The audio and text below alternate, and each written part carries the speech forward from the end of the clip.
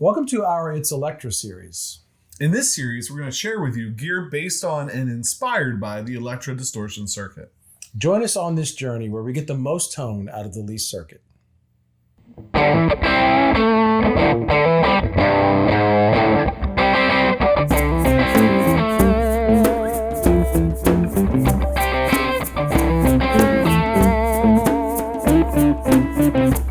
So today we're looking at another pedal. It's actually an Electra Distortion pedal because it says it right on the box and on the pedal itself.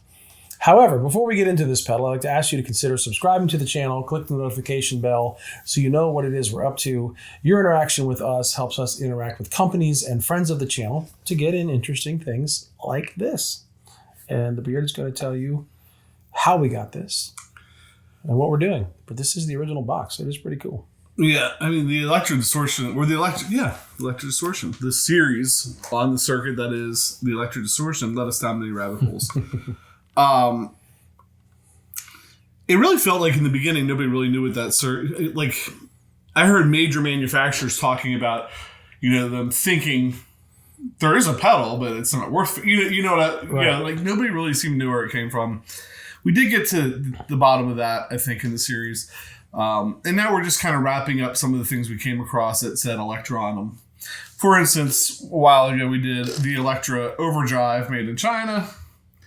Not the Electra Distortion circuit. Leave it at that. We did the Electra Overdrive. One knob wonder Made in Japan. And we love this pedal. Yeah. Like we were like blown away by this pedal. There's no 9-volt input on it. It's one knob. I think it's CMOS technology, maybe, which I don't know enough about, but, I was told from a pretty reliable source they think that's what it is after looking at the circuit board. We're going to have to find somebody to... Yeah. We want some more of these with, like, a real switch. Anyway. Cool pedal. And then if you notice, this pedal has that same color scheme, made in Japan. These were probably made by Loco Box. That's... the history I've heard. And I think that comes from Josh Scott, so pretty reliable. And then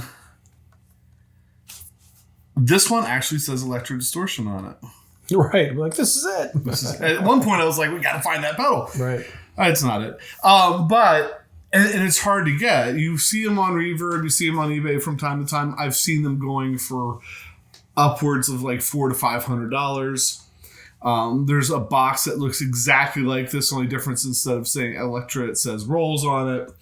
And there's a couple out there right now floating in, I think, that $150 to $200 range. Some people have been dropping prices. One's missing a battery cover, blah, blah, blah. In the end, our friend Tommy, who sent us so many of the modules and stuff, sent this to us. And I was like, oh my gosh, he sent, the one that we've been watching for like a year now, trying to find. He sent it to us. And I'm glad he did. Do we mention in the original box? Yeah, in the original box, no less. So once again, big thank you to Tommy. And so let's hit it. What are you playing? I am playing my 1995 PRS Standard 24 Dragon pickups. Pretty hot output. And I think we're going to turn it on. We have newly acquired the Echo Tour delay from DLS. Dave Cicito helped us out with that. So that's going to be the sweetener that I'm using today to do that. So reference tone through the Tyler JT22. And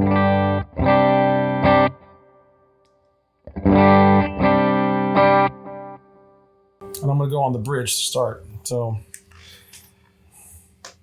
I think we just set it on first. Yeah, we'll turn it on. We'll reset it to where we think that we kind of like it. And then we'll turn the knobs because it does some different things here.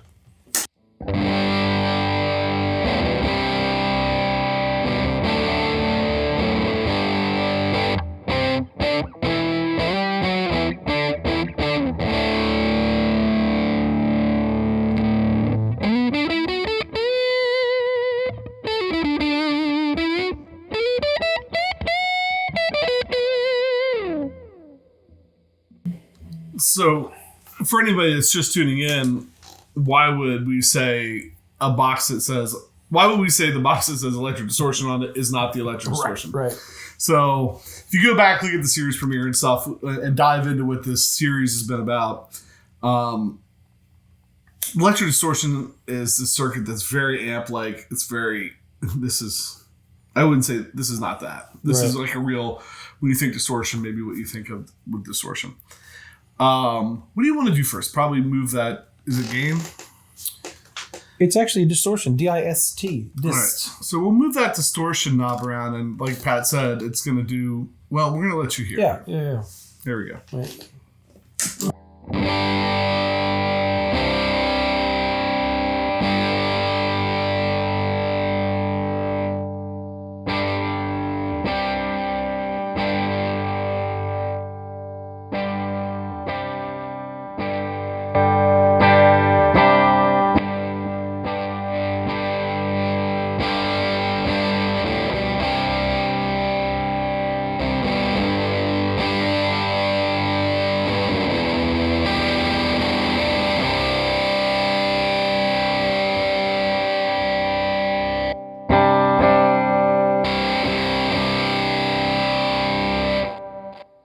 I just wanted you to do that because when you took the distortion all the way back, it dropped the volume a lot.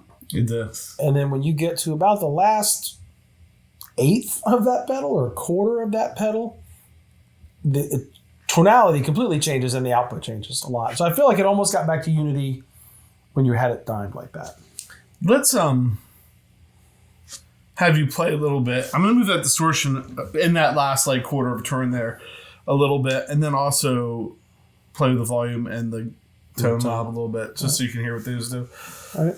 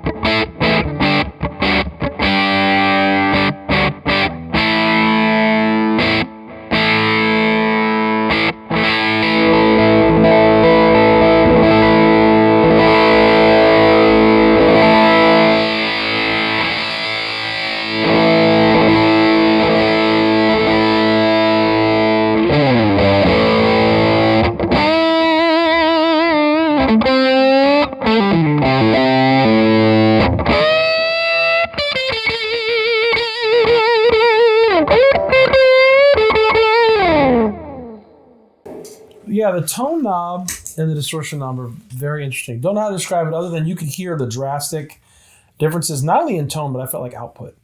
Do you feel like they kind of work together a little bit too? I think they do.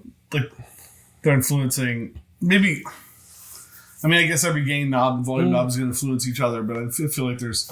Yeah, I feel like when this goes up, this needs to go down a little bit. And when this goes down, this needs to go up a little bit to compensate. But yeah, I mean... That's one thing we didn't try. Try that real quick. All right.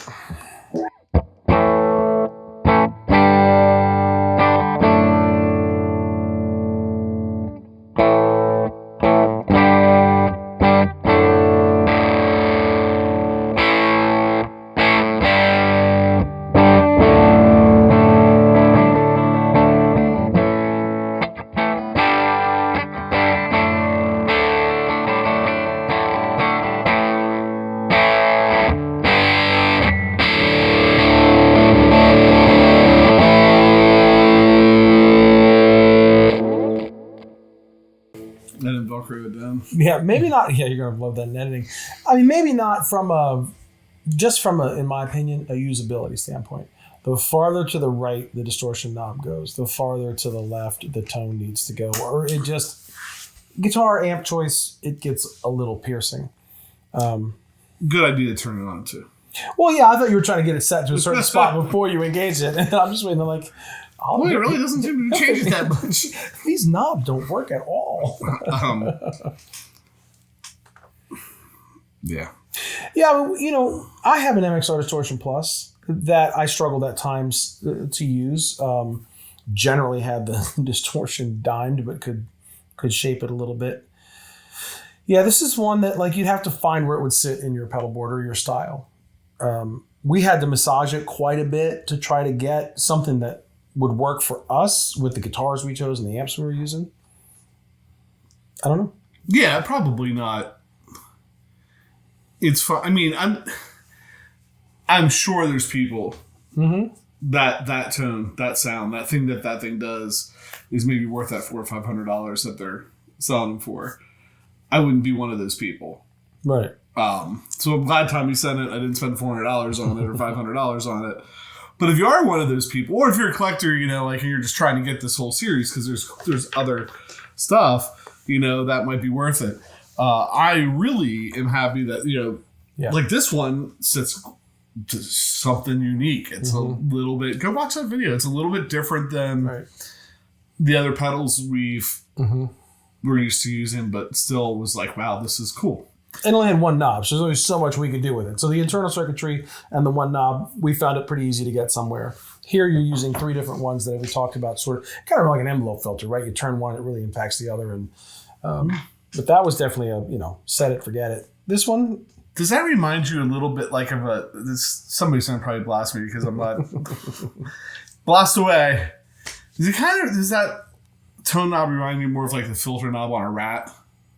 It maybe because it really it's just not. It like gets so nasally, like high when you go up. Yes, super. Which, if you know about those things, let us know. Because I mean, I had a Rat pedal probably like 15, 20 years ago, and I haven't touched one since. And I know they've been like pretty popular lately, but I haven't played one in a long time. So it kind of reminded me of that like kind of filter knob on a Rat a little bit, the way it was changing the tone. Like more than just changing. Yeah, it didn't seem like a straight sweep through a band of frequencies. It seemed more like kind of. Anyway. Yeah, especially when we got to the top. It was very AM radio when you got to the top. Yeah. Really cool, though. Yeah, it was cool to try it out. Very cool. Again, thanks, Tommy, for sending that over. We so appreciate all the help you've given with the series. You know, and it's funny, I don't know that there's ever going to be. Like, we've racked our brain. What other series could ever be as in-depth and rabbit hole like that? I don't know. Maybe someday we'll find one. But if you haven't checked out the rest of the series, please do. And with that, you know, anytime you're watching and subscribing, clicking the notification bell, all that stuff, that really helps us out. Anytime you interact with the show or the channel, that helps us out. And that helps us form these relationships to get cool stuff in. Check out the website. And I believe with that, I'm PJ on behalf of the Beard reminding no matter what you hear, you never have too much gear, especially with Red and Electra.